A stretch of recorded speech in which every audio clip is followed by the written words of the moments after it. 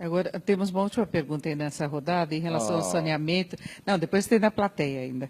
Mas em relação ao saneamento básico, que é um dos pontos aí dos gargalos que temos na infraestrutura, toda essa discussão em relação à participação também do setor público, de modelos regulatórios, a situação das estatais, como resolver esse gargalo?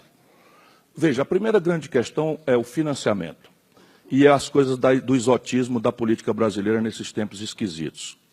Para saneamento básico, hoje está sobrando dinheiro no Brasil e no mundo. Parece um exagero o que eu estou dizendo.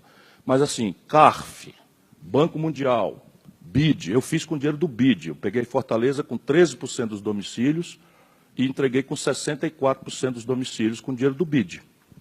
E, assim, dinheiro que é 6 anos de carência, LIBOR mais 2, LIBOR mais 3, 20 anos, 25 anos para pagar. A questão da regulação, nós precisamos avançar, e eu pretendo fazer isso interativamente com os setores todos envolvidos, que basicamente são dois setores que se interessam de forma apaixonada e não sentam para conversar, porque a política brasileira perdeu o sentido. É o corporativismo das companhias de água e esgoto, né, que temem muito que a iniciativa privada, lá chegando, né, faça a selvageria da reforma trabalhista valer também para eles, e o empresariado que corretamente reclama das perversões e tal.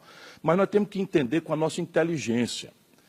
A Rocinha é um bairro, diz que é a maior favela, ela fica do outro lado da rua de São Conrado, que é a maior renda per capita, provavelmente, do Brasil. E esse saneamento básico só funciona se for tudo junto, porque o vibrião da cólera não obedece à faixa de pedestre, né?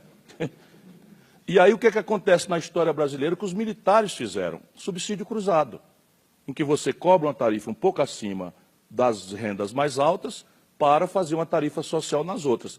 É a única fórmula que a gente tem de permitir que a iniciativa privada entre. Mas o que é que tem feito o Brasil? A BR-116 é a Dutra. Então ela nasce em Fortaleza e termina no Rio Grande. Quando ela vira a Dutra, é o maior fluxo de tráfego do Brasil. Aí você privatiza. Quando ela vira Regis Bittencourt, que é São Paulo, Curitiba, aí você privatiza. E aí está tudo certo. Mas ela lá em Cabrobró e Salgueiro, entre Cabrobró, Pernambuco e Salgueiro em Pernambuco e Cabrobró, Pernambuco e Governador Valadares, ela está sem patrocínio. Por quê? Porque os militares faziam subsídio cruzado.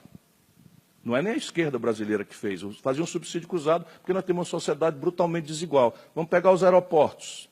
O Brasil tem 78 aeroportos administrados pela Infraero. Nós temos 8 que dão lucro. O que faziam os militares? Pegavam o lucro dos 8 e compensavam com uma tarifa razoável, né, o aeroporto de Petrolina, o aeroporto de Juazeiro do Norte, o aeroporto de Macapá, o aeroporto de Boa Vista, o aeroporto de Rio Branco, o aeroporto de Ariquemes, o aeroporto de Vilhena, etc, etc. Resultado, nós estamos privatizando todos os que dão lucro e estão ficando para o Tesouro sem fonte de financiamento, a defasagem. Então, em saneamento, eu acho que a grande contribuição que eu posso dar é juntar os dois grupos de interesse mais ativos nesse assunto, pegar a universidade e as melhores práticas internacionais para a gente tratar nossas paixões ideológicas, preconceitos, interdições, por uma coisa razoável, inteligente, e formular projetos. Porque na Constituição brasileira, deixa eu terminar, é uma frase só, na Constituição brasileira, essa é uma institucionalidade municipal. Então, os militares forçaram a mão para os estados pegarem concessões, e alguns municípios fizeram concessões, mas não é o razoável. No Brasil, segue sendo ainda municipal. O resultado prático disso é que os municípios não têm capacidade nem de formatação de projeto, e eu vou criar uma unidade de projeto no Ministério do Planejamento no Brasil, e não tem capacidade também de acessar essas fontes alternativas de financiamento, que, volto a dizer, para saneamento, por causa da sua interação com a questão ambiental, é o dinheiro mais folgado que eu conheço que existe no mundo. Todos eles. Para a gente buscar 150 bilhões de dólares por 4 anos, eu não vejo dificuldade nenhuma. Falando para vocês com a minha experiência.